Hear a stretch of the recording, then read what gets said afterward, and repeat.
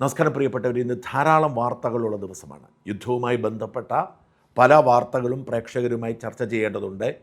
നമ്മുടെ മിടുമിടുക്കൻ സഞ്ജു സാംസണെക്കുറിച്ച് നല്ല രണ്ട് വാക്കുകൾ പറയേണ്ടതുണ്ട്. മുഖ്യമന്ത്രി പിണറായി വിജയൻ്റെ പബ്ലിക് റിലേഷൻ സ്റ്റണ്ട് ചീറ്റിപ്പോയ വയനാട് ചൂരൽമല മുണ്ടക്കൈ പ്രദേശത്തെ ജനങ്ങൾക്ക് വീട് കൊടുത്ത പദ്ധതിയെക്കുറിച്ച് പറയേണ്ടതുണ്ട്. അങ്ങനെ ഒരുപാട് വിശേഷങ്ങൾ കിടക്കുമ്പോൾ ആദ്യം നമുക്ക് യുദ്ധത്തിൻ്റെ അപ്ഡേറ്റിലേക്ക് പോവാം. ശനിയാഴ്ച രാവിലെ ഇറാൻ സമയം 9:30 ആരംഭിച്ച ഇസ്രയേൽ ഇറാൻ യുദ്ധം അതിശക്തമായി തന്നെ മുമ്പോട്ട് പോവുകയാണ്. ഞാനിതിനെ ഇസ്രയേൽ ഇറാൻ യുദ്ധം എന്ന് വിശേഷിപ്പിക്കാനാണ് ആഗ്രഹിക്കുന്നത്. ഇതങ്ങനെ തന്നെയാണ്. അമേരിക്കയുടെ പിന്തുണയുണ്ട്, അമേരിക്കയുടെ അവകാശവാദമുണ്ട് എന്നതിനപ്പുറത്തേക്ക് യഥാർത്ഥത്തിൽ യുദ്ധം ചെയ്യുന്നത് ഇസ്രയേലാണ്. അമേരിക്ക മുഖമായി നിൽക്കുന്നുവെന്ന് മാത്രം. അമേരിക്കയുടെ പിന്തുണ തീർച്ചയായും ഉണ്ട്. ഇസ്രയേലിൻ്റെ സമ്മർദ്ദത്തെ അതിജീവിക്കാൻ കഴിയാതെ ഇസ്രയേൽ ഒറ്റയ്ക്ക് യുദ്ധത്തിനിറങ്ങും എന്ന് മുന്നറിയിപ്പ് കൊടുത്തപ്പോൾ മറ്റൊരു നിവൃത്തിയുമില്ലാതെയാണ് ട്രംപ് പിന്തുണയുമായി രംഗത്ത് വന്നത്.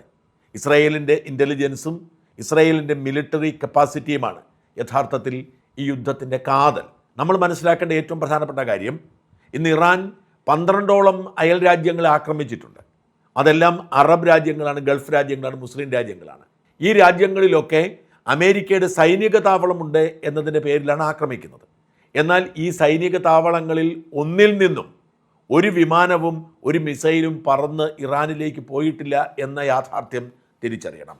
അതായത് കൃത്യമായി അമേരിക്കയുടെയും ഇസ്രയേലിൻ്റെയും പടക്കപ്പലുകൾ പശ്ചിമേഷ്യൻ കടലുകളിൽ എത്തിച്ച് അവിടെ നിന്നുള്ള ആക്രമണമാണ് നടക്കുന്നത്, അല്ലെങ്കിൽ ഇസ്രയേലിൽ നിന്ന് നേരിട്ടുള്ള ആക്രമണം. ഒരിക്കലും ഈ മിലിറ്ററി ബേസുകൾ ഉപയോഗിച്ചിട്ടേയില്ല. അതാണ് പലരും മനസ്സിലാക്കാതെ പോകുന്ന മേഖല. അതിൻ്റെ കാരണം അറബ് രാജ്യങ്ങൾ അതൃപ്തരായിരുന്നു. ഇറാനെ അകാരണമായി ആക്രമിക്കുന്നതിനോട് അവർ വിയോജിച്ചു. ഈ രാജ്യങ്ങളിൽ അമേരിക്കൻ സൈനിക താവളങ്ങൾ ഉള്ളപ്പോൾ ഈ അറബ് രാജ്യങ്ങളെ പിണക്കാൻ ട്രംപിന് കഴിയുമായിരുന്നില്ല. ഇത് വാസ്തവത്തിൽ തന്ത്രപരമായൊരു നീക്കമായി മാറുന്നു. കാരണം ഇറാൻ ചെയ്ത പണി ഏതാണ്ട് 12ഓളം അയൽ രാജ്യങ്ങളെ ആക്രമിക്കുന്നു. ഈ രാജ്യങ്ങളിലൊക്കെ നാശനഷ്ടമുണ്ടാവുന്നു, കരുതിയതിനപ്പുറത്തേക്ക് വലിയ നാശനഷ്ടമുണ്ടാവുന്നു. എന്നാൽ ഈ രാജ്യങ്ങൾക്കെല്ലാം തന്നെ ഏതാണ്ട് 90-95% പ്രതിരോധിക്കാനായി. ഇറാൻ ഇതിനു മുമ്പ് ഒരിക്കലും ഇത്രയും വലിയ ആക്രമണം നടത്തിയിട്ടില്ല അയൽ രാജ്യങ്ങളിലേക്ക്. ഈ ആക്രമണത്തെ പ്രതിരോധിക്കാനുള്ള സംവിധാനം ഈ രാജ്യങ്ങൾക്ക് ഒരുക്കി കൊടുത്തിരുന്ന അമേരിക്കയാണ്. ആ പ്രതിരോധ സംവിധാനം പ്രവർത്തിക്കുമെന്ന് അവർക്ക് ബോധ്യമായി. എത്രയോ മിസൈലുകളും ഡ്രോണുകളുമാണ് ഓരോ ദിവസവും UAEയും ഖത്തറും ബഹ്റൈനും അടക്കമുള്ള രാജ്യങ്ങളിലേക്ക് വരുന്നത്. അവയെല്ലാം തന്നെ നിഷ്പ്രഭമാക്കാൻ ഈ വ്യോമ പ്രതിരോധ സംവിധാനങ്ങൾക്ക് കഴിയുന്നുണ്ട്. ചിലതൊക്കെ വീഴുന്നുണ്ട്, ചില നാശനഷ്ടങ്ങൾ ഉണ്ടാവുന്നുണ്ട്. എന്നാൽ കൂടുതൽ തീപിടുത്തവും കൂടുതൽ നാശവും ഉണ്ടാവുന്നത് ഈ വ്യോമ പ്രതിരോധ സംവിധാനങ്ങൾ അവിടെ നിന്ന് അയക്കുന്ന മിസൈലുകളെയും ഡ്രോണുകളെയും തകർക്കുമ്പോൾ അവയുടെ അവശിഷ്ടങ്ങൾ വീണാണ്. ഇപ്പോൾ നമ്മൾ കണ്ട ഹോട്ടലിൻ്റെ തീപിടുത്തമൊക്കെ അങ്ങനെയാണ്. ഹോട്ടലിലേക്ക് നേരിട്ടൊരു ആക്രമണം നടന്നിട്ടില്ല. നടന്നാൽ ഹോട്ടൽ തകർന്നു പോകും. നമുക്കറിയാം, ഒരു വിമാനം ഇടിച്ചപ്പോൾ വേൾഡ് ട്രേഡ് സെൻറ്റർ തകർന്നു പോയെന്ന് നമ്മൾ കണ്ടതാണ്. അപ്പോൾ പിന്നെ ഒരു മിസൈലോ ഡ്രോണോ വന്ന് വീണാൽ തകരാതിരിക്കുമോ? യഥാർത്ഥത്തിൽ ഇത് അവശിഷ്ടങ്ങൾ വീണ് തീപിടിക്കുന്നതാണ്. ഇതോടുകൂടി അമേരിക്കയുടെ ഈ സുരക്ഷാ സംവിധാനത്തിൽ അറബ് രാജ്യങ്ങളുടെ ആത്മവിശ്വാസം ഇരട്ടിച്ചു എന്നതാണ് വാസ്തവം. ഇതുവരെ ഒരു പ്രതീക്ഷയായിരുന്നു അമേരിക്കയുടെ സുരക്ഷാ സംവിധാനങ്ങൾ തങ്ങളെ സഹായിക്കുമെന്ന്. ഇപ്പോൾ അവർ പ്രായോഗികമായി മനസ്സിലാക്കി അമേരിക്കയോട് ചേർന്ന് നിൽക്കുന്നതാണ് നല്ലത്. ഇറാൻ അടിസ്ഥാനപരമായി ഷിയ രാജ്യമാണ്, സുന്നി രാജ്യങ്ങളെ തകർക്കാൻ ആഗ്രഹിക്കുന്നതാണ്. ഇറാന് കരുത്തുകൂടിയാൽ, അവർക്ക് ആണവായുധമുണ്ടായാൽ ഈ സുന്നി രാജ്യങ്ങൾക്കെല്ലാം പ്രതിസന്ധിയായി മാറുമെന്ന് അവർ തിരിച്ചറിഞ്ഞിട്ടുണ്ട്. അതുകൊണ്ടാണ് ഈ രാജ്യങ്ങൾ ഒന്നും തന്നെ ഇറാനെ സഹായിക്കുന്നില്ലെന്ന് മാത്രമല്ല, ഇറാന് മുന്നറിയിപ്പ് കൊടുക്കുന്നു. ഇപ്പോഴത്തെ സാഹചര്യത്തിൽ ഈ രാജ്യങ്ങളെല്ലാം ഒറ്റയടിക്ക് ഇറാൻ ശത്രുതയിലേക്ക് തള്ളിവിട്ടു. അമേരിക്ക ആഗ്രഹിച്ചതും പ്രതീക്ഷിച്ചതും ഇത് തന്നെയാണ്. ഇനി ഈ അറബ് രാജ്യങ്ങളെല്ലാം ഒരുമിച്ച് ചേർന്ന് ഇറാനെ സംരക്ഷിക്കുമോ എന്ന ആശങ്ക ആർക്കും വേണ്ട. തുർക്കി പോലും ഇതുവരെ കമാന്നൊരക്ഷരം പറഞ്ഞിട്ടില്ല എന്നോർക്കണം. അതായത് ഒരുമിച്ച് നിന്ന് ഈ അറബ് കൂട്ടായ്മയ്ക്ക് നേതൃത്വം കൊടുത്തത് തുർക്കിയായിരുന്നു. തുർക്കി പോലും മിണ്ടിയിട്ടില്ല. അതായത് അറബ് രാജ്യങ്ങളൊക്കെ, സൗദി അറേബ്യ അടക്കമുള്ള രാജ്യങ്ങൾ മുന്നറിയിപ്പ് കൊടുത്തു ഇറാന്. എന്ന് വെച്ചാൽ ഈ ഗൾഫ് രാജ്യങ്ങളിലേക്കുള്ള ഇറാൻ്റെ ആക്രമണം തുടർന്നാൽ തീർച്ചയായും ഗൾഫ് രാജ്യങ്ങളിലെ അമേരിക്കൻ ബേസ് തുറന്നു കൊടുക്കും. അവർക്ക് നേരിട്ട് ഇറാനെ ആക്രമിക്കാൻ കഴിയും. യുദ്ധത്തിൻ്റെ 2ാം ഘട്ടം അതായിരിക്കും.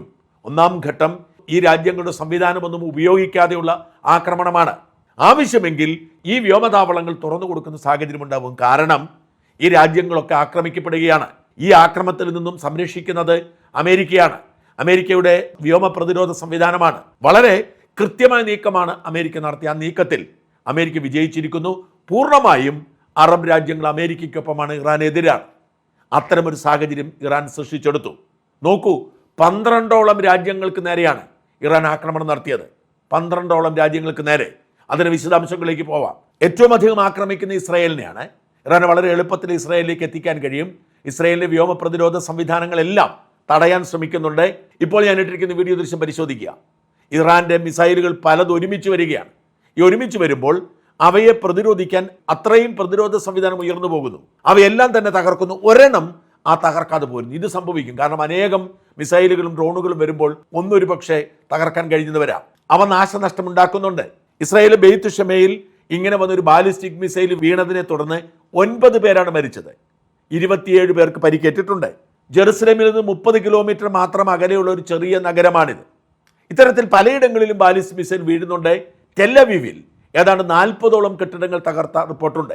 എന്നാൽ അവിടേക്ക് എത്തിയിരുന്ന 98% മിസൈലുകളും ഡ്രോണുകളും തകർക്കാൻ ഇസ്രായേലിന് കഴിഞ്ഞു. ഒരു യുദ്ധമാകുമ്പോൾ തീർച്ചയായും ചില തിരിച്ചടികളുണ്ടാവും. മറ്റു രാജ്യങ്ങളിലേക്ക് പോവുക. ഏറ്റവും അധികം ആക്രമിച്ചത് UAE ആണ്. ഏതാണ്ട് 500ഓളം മിസൈലുകളും ഡ്രോണുകളുമാണ് UAEയിലേക്ക് വിട്ടത്. അവയിൽ 99% തകർക്കാൻ കഴിഞ്ഞു. UAE ഏറ്റവും സുരക്ഷിതമായി ഇപ്പോഴും കഴിയുന്നു. UAEയിലെ സാധാരണ ജീവിതത്തെ ഇത് ദോഷമായി ബാധിച്ചിട്ടേയില്ല. വളരെ കൃത്യമായ വ്യോമ പ്രതിരോധ സംവിധാനം UAEയിൽ ഉണർന്ന് പ്രവർത്തിക്കുന്നു. സാധാരണ ജീവിതം മുമ്പോട്ട് പോകുന്ന മനുഷ്യരൊക്കെ അവരുടെ ബാൽക്കണിയിൽ ഇരുന്നുകൊണ്ട് ആകാശത്തോടുകൂടി പറക്കുന്ന മിസൈലുകളും ഡ്രോണുകളും കാണുകയാണ്. അവർക്കറിയാം ഇത് തടയുമെന്ന്. ദുബായ് രാജ്യാന്തര വിമാനത്താവളം ആക്രമണം ഉണ്ടായി. 4 പേർക്ക് പരിക്കേറ്റിട്ടുണ്ട്. ബുർജിദ് അൽ അറബ്, പഴയ ദുബായിയുടെ മുഖമാണ് നമുക്കറിയാം.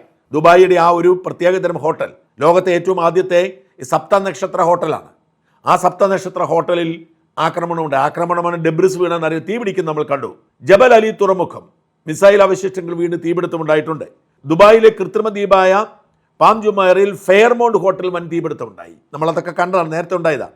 Dubai Sheikh Zayed Road, Dubai Marina, Dubai Karama, Dubai South, Dubai Silicon ഒയാസിസിന് സമീപം, Dubai International City, Dubai Qusais, Abu Dhabi Zayed രാജ്യാന്തര വിമാനത്താവളം, Abu Dhabi Etihad Tower, Abu Dhabi Musaffah Baniyas Corniche, Abu Dhabi Al Salam Naval ബേസിന് വെയർഹൌസിലെ 2 കണ്ടെയ്നറുകൾക്ക് തീപടർന്നു. ഗ്ലോബൽ വില്ലേജ് അടച്ചു. ഇതൊക്കെ ദുബായിലും അബുദാബിയിലും സംഭവിച്ചിരിക്കുന്നതാണ്. ഒരുപക്ഷെ ഏറ്റവും അധികം ടാർഗറ്റ് അവർ നടത്തിയത് UAEക്ക് വേണ്ടിയാവും. പക്ഷേ ഇതൊന്നും വലിയ കാര്യമായ നാശനഷ്ടം ഉണ്ടാക്കിയിട്ട് ഇതൊക്കെ വീണിട്ടും എത്രയോ മിസൈലുകളും ഡ്രോണുകളും നിർവീര്യമാക്കിയിരിക്കുന്നു. പിന്നെ ബഹ്റൈനായിരുന്നു. തലസ്ഥാനമായ മനാമയിൽ തുടരെ ആക്രമണങ്ങളാണ്. ക്രൗൺ പ്ലാസ ഹോട്ടൽ ഭാഗികമായി തകർന്നു. വാസ്തവത്തിൽ ഇത് ഡെബ്രിസ് അല്ല, ഇത് യഥാർത്ഥ മിസൈൽ തന്നെ വീണതാണ്. US നേവിയുടെ 5th ഫ്ലീറ്റ് ആസ്ഥാനം സ്ഥിതി ചെയ്യുന്ന ജുഫൈർ മനാമ സിറ്റിക്ക് തൊട്ടടുത്ത് കനത്ത ആക്രമണമുണ്ടായി. ജുഫൈർ മിന സൽമാൻ പോർട്ടിലെ US സൈനിക താവളത്തിലേക്ക് തുടരെ മിസൈലുകൾ വീണു. ജുഫൈറിലെ താമസ കേന്ദ്രങ്ങളിലും ആക്രമണം. ദ ബീക്കർ റെസിഡൻഷ്യൽ ടവർ തകർന്നു. ബഹ്റിനെ രാജ്യാന്തര വിമാനത്താവളത്തിൽ ആക്രമണത്തിന് കേടുപാടുകളുണ്ടായി. സീഫ് മേഖലയിലെ ബഹുനില അപ്പാർട്ട്മെന്റിൽ ആക്രമണമുണ്ടായി. ഹൂറയിലെ ഇറ ടവറും ആക്രമിച്ചു. സൗദി അറേബ്യയും വെറുതെ വിട്ടില്ല. തലസ്ഥാന നഗരമായ റിയാദിൽ ഡ്രോൺ ആക്രമണങ്ങളുണ്ടായി. USന്റെ പ്രിൻസ് സുൽത്താൻ എയർബേസിൽ ആക്രമണമുണ്ടായി. കിഴക്കൻ പ്രവിശ്യ ദമാം, ദഹ്റാൻ, അൽക്കോബാർ ആക്രമണമുണ്ടായി. ഒമാനെ ആദ്യം വെറുതെ വിട്ടെങ്കിലും പിന്നീട് ഒമാനിലേക്ക് ആക്രമിച്ചു. ദുഃഖം തുറമുഖത്ത് ആക്രമണമുണ്ടായി. തൊഴിലാളികളുടെ താമസ സ്ഥലത്തും തീപിടുത്തമുണ്ടായി. മുസന്തം മേഖലയിൽ വിദേശ എണ്ണ ടാങ്കർക്ക് നേരെ ആക്രമണമുണ്ടായി. ഒട്ടേറെ പേർക്ക് പരിക്കേറ്റത് റിപ്പോർട്ടുണ്ട്. ഗസക് തുറമുഖത്തിന് സമീപം ഓയിൽ ടാങ്കർ കപ്പലിന് നേരെ ആക്രമണമുണ്ടായി. ഇത് ബ്രിട്ടീഷ് ഓയിൽ കപ്പലാണ്. സ്ഥിരീകരിച്ചിട്ടുണ്ട്. 15 ഇന്ത്യക്കാരും 5 ഇറാൻ പൗരന്മാരും ഉൾപ്പെടെ ജീവനക്കാർ രക്ഷപ്പെടുത്തി. 4 ജീവനക്കാർക്ക് പരിക്കുണ്ട്. കുവൈറ്റിലെ രാജ്യാന്തര വിമാനത്താവളം ഭാഗികമായി തകർന്നു. അലി അൽ സലേമിൽ US എയർബേസ്, പലയിടത്തെ 12 പേർക്ക് പരിക്ക്. ഇറാഖിൽ ഇർബിലിയിലെ US താവളത്തിന് നേരെ ഡ്രോൺ ആക്രമണമുണ്ടായി. ഇറാൻ അയച്ച 49 ഡ്രോണുകൾ മിസൈലുകൾ നിർവീര്യമാക്കിയത് ജോർദാൻ പറഞ്ഞിട്ടുണ്ട്. തെക്കൻ സിറിയയിലെ സൗദയിലെ കെട്ടിടങ്ങൾ മിസൈൽ പതിച്ച് 4 പേർ മരിച്ചിട്ടുണ്ട്. സൈപ്രസ്, ബ്രിട്ടീഷ് സൈനിക ബേസുകൾ സ്ഥിതി ചെയ്യുന്ന മേഖലയിലേക്ക് ഇറാൻ 2 മിസൈലുകൾ തൊടുത്തെങ്കിലും സൈപ്രസിലെത്തുന്ന മുൻപ് സമുദ്രത്തിൽ വീണ് നശിച്ചതായി UK പ്രതിരോധ മന്ത്രി പറഞ്ഞു. പക്ഷെ അത് തെറ്റാണെന്നും ആക്രമണം ഫലിച്ചെന്നും ഇവിടെയുള്ള സൈപ്രസ് സൈനിക കേന്ദ്രത്തിൽ മിസൈലുകൾ വർഷിച്ചെന്നും ഇന്ന് ബ്രിട്ടൻ സ്ഥിരീകരിച്ചിട്ടുണ്ട്. നാശനഷ്ടങ്ങളോ ജീവഹാനിയെക്കുറിച്ചോ വ്യക്തമായ സൂചനയില്ല. ഖത്തറിൽ അൽ ഉദായിദിലെ US എയർബേസ് ലക്ഷ്യമിട്ട് തുടരെ ആക്രമണങ്ങൾ. ദോഹ ഇൻഡസ്ട്രി ഏരിയയിൽ മിസൈൽ ഭാഗങ്ങൾ വീണു. തീപിടുത്തം, വാഹനങ്ങൾ കത്തി. ദോഹയിലെ ഹമദ് രാജ്യാന്തര വിമാനത്താവളത്തിൽ മിസൈൽ അവശിഷ്ടങ്ങൾ വീണു. നാശനഷ്ടം. റഡാർ സൈറ്റുകൾ ആക്രമിച്ചു. ഇങ്ങനെ ഏതാണ്ട് 12 രാജ്യങ്ങളിലേക്കാണ് ഇറാൻ ആക്രമണം നടത്തിയത്. വാസ്തവത്തിൽ ഭ്രാന്ത് പിടിച്ചുള്ള ആക്രമണമാണ് നടന്നുകൊണ്ടിരിക്കുന്നത്. ഇതെല്ലാം ഇറാന് തിരിച്ചടിയായി മാറും എന്നതാണ് വാസ്തവം. ഇതിനിടയിൽ മറ്റൊരു വാർത്ത പുറത്തേക്ക് വരുന്നു. 3 അമേരിക്കൻ സൈനികർ കൊല്ലപ്പെട്ടു എന്നത്. ഇത് വളരെ വേദനയോടുകൂടിയാണ് അമേരിക്കക്കാർ സ്വീകരിക്കുന്നത്. അമേരിക്കയിൽ ഇപ്പോൾ തന്നെ അഭിപ്രായ ഭിന്നതയുണ്ട്. യുദ്ധം ഇങ്ങനെ പോകണമോ വേണ്ടയോ എന്ന കാര്യത്തിൽ. എന്തിനു വേണ്ടി യുദ്ധം ചെയ്തു എന്ന ചോദ്യമൊക്കെ അവിടെ ഉയർന്നു വരുന്നുണ്ട്. യുദ്ധ പ്രതിരോധങ്ങൾ രൂപപ്പെട്ട് വരുന്നുണ്ട്. എന്ന് മാത്രമല്ല, ട്രംപ് രണ്ടാം തവണ അധികാരമേറ്റതിനു ശേഷം 1 വർഷം പിന്നിട്ടിരിക്കുന്നു. ഈ 1 വർഷം പിന്നിട്ടിട്ട് ആദ്യമായാണ് അമേരിക്കൻ പട്ടാളക്കാർ കൊല്ലപ്പെടുന്നത്. വെനസ്വേലയിൽ പോയി പിടിച്ചുകൊണ്ടുവന്നപ്പോഴൊന്നും ഒരു മരണവും സംഭവിച്ചില്ല. ഒരു ജീവൻ പോലും നഷ്ടപ്പെടുത്താതാണ് കൊണ്ടുവന്നത്. 3 സൈനികർ കൊല്ലപ്പെട്ടത് എവിടെ വെച്ച് കൊല്ലപ്പെട്ടു, എങ്ങനെ കൊല്ലപ്പെട്ടു, ആരാണ് കൊല്ലപ്പെട്ടത് എന്നൊന്നും ഇതുവരെ വിശദീകരിച്ചിട്ടില്ല. എന്നാൽ 3 അമേരിക്കൻ സൈനികർ കൊല്ലപ്പെട്ടു എന്ന് സ്ഥിരീകരിച്ചിട്ടുണ്ട്. ട്രംപ് അതോടുകൂടി രാജ്യത്തെ അഭിസംബോധന ചെയ്തുകൊണ്ട് രംഗത്തിറങ്ങി ഇറാന് ശക്തമായ തിരിച്ചടി എന്ന താക്കീത് നൽകിയിട്ടുണ്ട്. 48 മണിക്കൂറിനിടെ രണ്ടാം തവണയാണ് ട്രംപ് ജനങ്ങളെ അഭിസംബോധന ചെയ്തത്. ട്രംപ് പറഞ്ഞു, ഞങ്ങൾ യുദ്ധത്തിൽ വിചാരിച്ചതുപോലെ തന്നെ മുമ്പോട്ട് പോകുന്നു. 48ഓളം നേതാക്കന്മാരെ കൊന്നുതള്ളി. ഇറാന് മുമ്പോട്ട് പോകാൻ കഴിയാത്ത സാഹചര്യം ഞങ്ങൾ ഉണ്ടാക്കി. എന്നാൽ ഇറാൻ ഒരു വലിയ രാജ്യമാണ്. ആ വലിയ രാജ്യമാകുമ്പോൾ ഇത്തരം നാശനഷ്ടങ്ങൾ, ജീവഹാനികൾ പ്രതീക്ഷിക്കാവുന്നതാണ്. അതുകൊണ്ട് തന്നെ അതിൽ അത്ഭുതപ്പെടേണ്ടതിൽ ഇനിയും ഒരുപക്ഷെ അമേരിക്കൻ പട്ടാളക്കാർ കൊല്ലപ്പെട്ടെന്ന് വരാം. രാജ്യസ്നേഹികളാണ്, രാജ്യത്തിന് വേണ്ടിയാണ് എന്ന് മാത്രമല്ല, ട്രംപ് നിർണായകമായ ഒരു വെളിപ്പെടുത്തൽ നടത്തി. ഈ യുദ്ധം ഏറ്റവും കുറഞ്ഞത് 4 ആഴ്ച നീണ്ടു നിൽക്കും എന്നാണ് ട്രംപിൻ്റെ പ്രഖ്യാപനം. അത്രയുമാണ് അമേരിക്കയുടെ കണക്കുകൂട്ടൽ. 4 ആഴ്ച നീണ്ടു നിൽക്കാതെ യുദ്ധം അവസാനിക്കില്ല എന്ന് ട്രംപ് പറയുമ്പോൾ യുദ്ധം നീണ്ടുപോകുമെന്ന് തീർച്ച. എന്ന് വെച്ചാൽ ഈ 4 ആഴ്ചയും ഗൾഫ് രാജ്യങ്ങളിലെ വിമാനത്താവളങ്ങൾ അടഞ്ഞുകിടക്കും. കാരണം ഇറാൻ്റെ ആക്രമണം ഇസ്രയേലിന് നേരെയോ അമേരിക്കയ്ക്ക് നേരെയോ മാത്രമല്ല, അയൽ രാജ്യങ്ങൾക്കെല്ലാം നേരെയാണ്. ലോകത്തിനെ തന്നെ കണക്ട് ചെയ്യുന്ന ഏറ്റവും പ്രധാനപ്പെട്ട ഹബ്ബ്, വിമാന ഹബ്ബ് എന്ന് പറയുന്നത് ഈ ഗൾഫ് രാജ്യങ്ങളാണ്. പാശ്ചാത്യ ലോകത്തെയും ഓസ്ട്രേലിയ, ന്യൂസിലൻഡിനെയും മറ്റ് ഏഷ്യൻ രാജ്യങ്ങളെയും കണക്ട് ചെയ്യുന്നത് ദോഹയിലെയും ദുബായിലെയും അബുദാബിയിലെയും എയർപോർട്ടുകളാണ്. ലോകത്തെ തന്നെ ഏറ്റവും വലിയ 3 വിമാന കമ്പനികൾ അത് ഖത്തർ എയർവേസും എമിറേറ്റ്സും എത്തിഹാദുമാണ്. കൂടാതെ ഗൾഫ് എയർ പോലുള്ള വിമാന കമ്പനികളുണ്ട്. കൂടാതെ ബഹ്റൈനിലും ഒമാനിലും സൗദിയിലുമുള്ള വിമാന കമ്പനികൾ, ഇവയെല്ലാം അടച്ചിട്ടിരിക്കണം. സൗദിയിലാണ് കുറച്ചെങ്കിലും കുഴപ്പമില്ലാതെ പോകുന്നത്. ഏറ്റവും പ്രധാനപ്പെട്ട 3 വിമാനത്താവളങ്ങൾ അത് അബുദാബിയിലെയും ദുബായിലെയും ദോഹയിലെയും 3 വിമാനത്താവളങ്ങളും അടച്ചിട്ടിരിക്കുന്നു. ഒരൊറ്റ ദിവസം 20,000-ഓളം വിമാനങ്ങളാണ് റദ്ദ് ചെയ്തത്. എല്ലാ വിമാനങ്ങളും നിശ്ചലമായിരിക്കുന്നു അവിടെ നിന്ന്. ഇത് നീണ്ടുപോയേക്കും. യുദ്ധം ഇങ്ങനെ നീണ്ടുപോയാൽ, ഈ രാജ്യങ്ങൾ ആക്രമണ സാധ്യതയുണ്ടെങ്കിൽ ഏതാണ്ട് 4 ആഴ്ച, അതായത് 1 മാസം ഈ അനിശ്ചിതത്വം തുടരും. അപ്പോൾ പിന്നെ അവിടെ കുടുങ്ങിയവരെന്തു ചെയ്യുമെന്ന് ചോദ്യമുണ്ട്. വിമാനത്താവളങ്ങളിൽ കുടുങ്ങിയവർ ഹോട്ടലുകളിലും മറ്റും താമസിക്കുന്നു. ഇത്തരമുള്ളവർ എന്തു ചെയ്യും? വിമാനങ്ങളെല്ലാം റീഷെഡ്യൂൾ ചെയ്തിരിക്കുന്നു, റീറൂട്ട് ചെയ്തിരിക്കുന്നു. ഈ പശ്ചാത്തലത്തിൽ ഈ കുടുങ്ങിയവർ എന്തു ചെയ്യും എന്നതൊരു പ്രധാനപ്പെട്ട കാര്യമാണ്. അതുപോലെ തന്നെ അനേകം പേരുടെ യാത്രകൾ മുടങ്ങിക്കിടക്കുന്നു. ആർക്കും അങ്ങോട്ടും ഇങ്ങോട്ടും പോകാൻ കഴിയാത്ത സാഹചര്യമുണ്ട്. ചില രാജ്യങ്ങൾ, ബ്രിട്ടനെ പോലുള്ള ചില രാജ്യങ്ങൾ അവരുടെ പൗരന്മാരെ ഒഴിപ്പിക്കാനുള്ള ആലോചനകൾ നടത്തുന്നുണ്ട്. ഏതാണ്ട് 90,000-ഓളം ബ്രിട്ടീഷ് പൗരന്മാർ ഈ ഗൾഫ് മേഖലയിൽ കുടുങ്ങിക്കിടപ്പുണ്ടെന്നാണ് കണക്ക് കൂട്ടുന്നത്. ഇന്ത്യ തൽക്കാലം അത്തരം ചിന്തകളിലേക്കൊന്നും പോയിട്ടില്ല. അതൊക്കെ അതിരുകവിഞ്ഞ ആവേശമായി വിലയിരുത്തപ്പെടുന്നു. ഈ ഗൾഫ് രാജ്യങ്ങൾ, GCC രാജ്യങ്ങളിലുള്ളവർ സുരക്ഷിതരാണ്. അവരൊക്കെ അതാത് രാജ്യങ്ങളിലെ ഭരണാധികാരികൾ പറയുന്നത് പോലെ ചെയ്താൽ ആർക്കുമൊന്നും സംഭവിക്കില്ല എന്ന റിപ്പോർട്ടുണ്ട്. അതേസമയം പാകിസ്ഥാൻ പോലുള്ള രാജ്യങ്ങളിൽ കലാപം മൂർച്ഛിക്കുകയാണ്. ഇറാനെ പിന്തുണച്ചുകൊണ്ട് അവർ അമേരിക്കൻ എംബസിയിലേക്ക് ഇരച്ചു കയറി അവർ വെടിവെച്ചു. ഏതാണ്ട് 23ഓളം പേർ കൊല്ലപ്പെട്ട സാഹചര്യമുണ്ട്. അത്തരം ഒരു സാഹചര്യം അരാജക രാജ്യങ്ങളിൽ നിലനിൽക്കുന്നുണ്ട്. പ്രതിഷേധക്കാർക്ക് നേരെ സുരക്ഷയുടെ പേരിൽ വെടിവെക്കാൻ കഴിയുന്ന സാഹചര്യമുണ്ട്. എന്തായാലും യുദ്ധം തുടരുകയാണ്. ഈ യുദ്ധം കുറഞ്ഞത് 4 ആഴ്ചയെങ്കിലും നീണ്ടു നിൽക്കുമെന്ന് ട്രംപ് പറയുമ്പോൾ ഈ പശ്ചിമേഷ്യയിലെ അസമാധാനം ലോകത്തെ മുഴുവൻ സ്തംഭിപ്പിക്കുന്നു. സ്വർണ്ണവിലയും എണ്ണവിലയും കുതിച്ചുയരുന്നു.